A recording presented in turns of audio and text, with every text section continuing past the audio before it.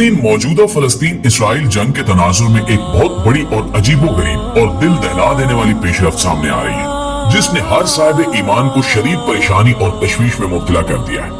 मौजूदा इसराइल फलस्तीन जंग इस लिहाज से मुनफरिद है कि इस बार फलस्तीनियों की पुश्त पे इनकी हिमायत के लिए और इनकी मदद के लिए सिवाय ईरान के और कोई इस्लामी मुल्क खड़ा नहीं हुआ।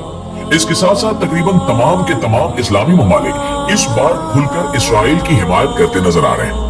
इस सब के पीछे क्या वजूहात हैं, ये जानने के लिए इस वीडियो को आखिर तक जरूर देखिएगा। प्यारे साथियों, यहूदी तकरीबन पिछले 100 साल से अपनी जड़ें मजबूत करते जा रहे हैं। जब से इन्हें पहली जंग अजीम के दौरान हिटलर की तरफ से शदीद कत्लेआम का सामना करना पड़ा। यहूदियों की फितरत में वैसे ही मक्कारी और खबासत कूट कूट कर भरी हुई है और इन्होंने शुरू से ही अपना फोकस दुनिया के मालियाती निजाम की तरफ कर रखा है। और इस वक्त हालत ये है कि दुनिया में मौजूद टोटल तकरीबन 60 के करीब बड़ी मालियाती ऑर्गेनाइजेशंस में से 40 से ज्यादा यहूदियों के पास है और दुनिया की टॉप 10 मालियाती कारपोरेशंस में से सब की सब यहूदियों के कब्जे में है। यहाँ तक कि यहूदियों का असर रसूख अमेरिका में इस कदर है कि मौजूदा इसराइल फलस्तीन जंग शुरू होने के तकरीबन 6 घंटे बाद इसराइल के पास अपने फिजाई दिफाई निजाम यानी कि आयरन डोम के इंटरसेप्टर मिसाइल का स्टॉक खत्म हो गया, तो अमेरिका ने चंद ही घंटों के अंदर अंदर इसराइल को तकरीबन 1 लाख के करीब आयरन डोम इंटरसेप्टर मिसाइल फराहम कर दिए।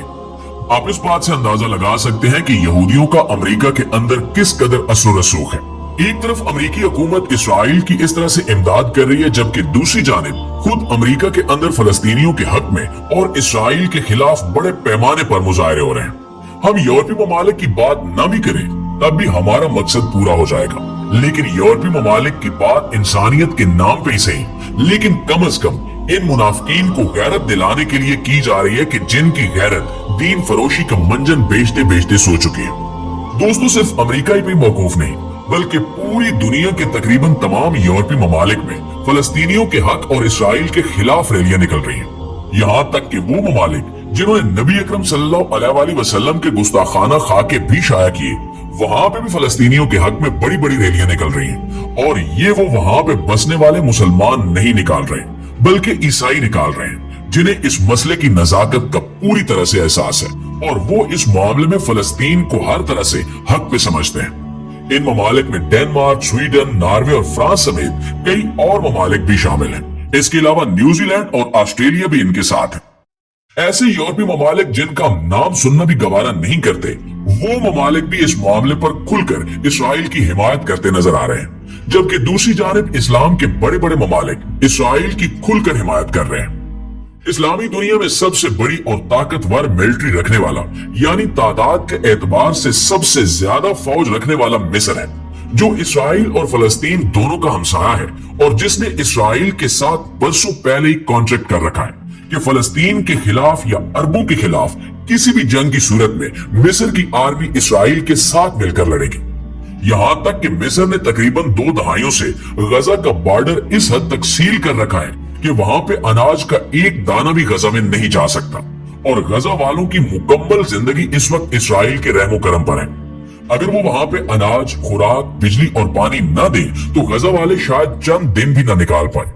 गजा के एक तरफ समंदर है और दूसरी तरफ इसराइल और इस्लामी दुनिया को इनकी कोई परवाह नहीं है। यहाँ तक कि ईरान समेत कई ममालिक को धमकियां देने वाला आज़रबाईजान और अल्बानिया, ये दोनों मुल्क तो सरकारी सतह पर ही खुलकर इसराइल के साथ खड़े हैं और इसराइल को यहाँ तक मशवरे दे रहे हैं कि फलस्तीनियों का नामो निशान ही दुनिया से मिटा दिया जाए। दोस्तों, इस सिलसिले में ये बात याद रखिए कि सब कुछ अचानक नहीं हो रहा। इस पूरी दुनिया में मौजूद 57 इस्लामी ममालिक हैं और इन 57 इस्लामी ममालिक में से ईरान के सिवा कोई भी मुल्क फलस्तीनियों की पुष्ट पे खड़ा नहीं हुआ और इस सब के पीछे यहूदी मालियाती साजिश काम कर रही है।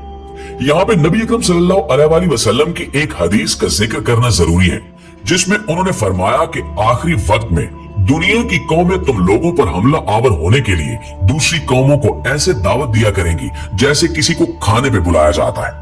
तो सहाबा कराम ने दरियाफ्त किया कि या रसूलुल्लाह सल्लल्लाहु अलैहि वसल्लम, क्या उस वक्त हम तादाद में थोड़े होंगे?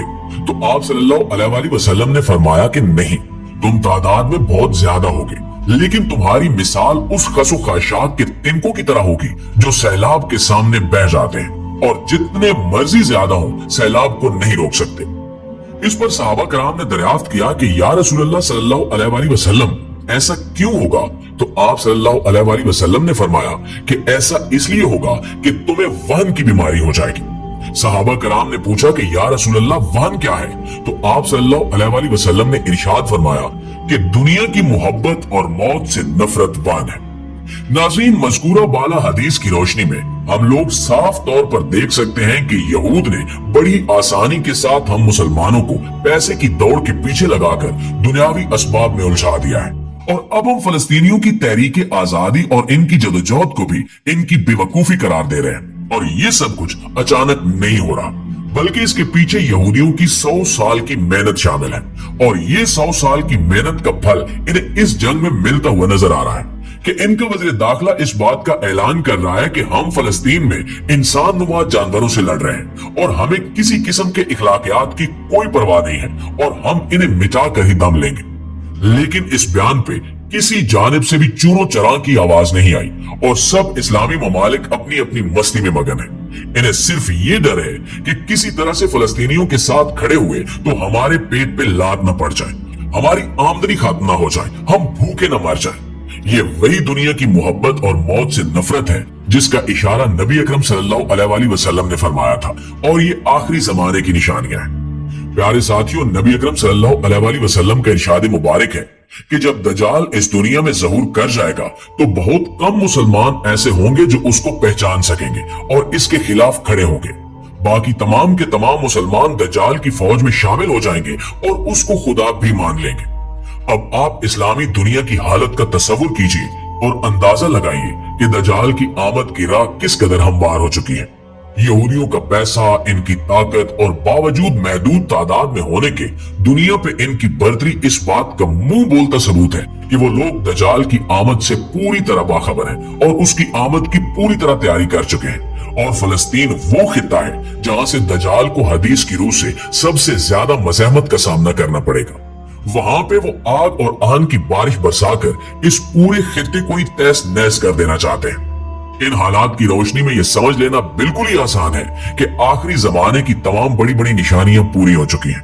जल्जलों और आफात की कसरत, ना समझ आने वाली बीमारियों की भरमार, मौत से नफरत, दुनिया से मोहब्बत और दीगर तमाम चीजें हम अपनी आंखों के सामने रूनुमा होते हुए देख रहे हैं।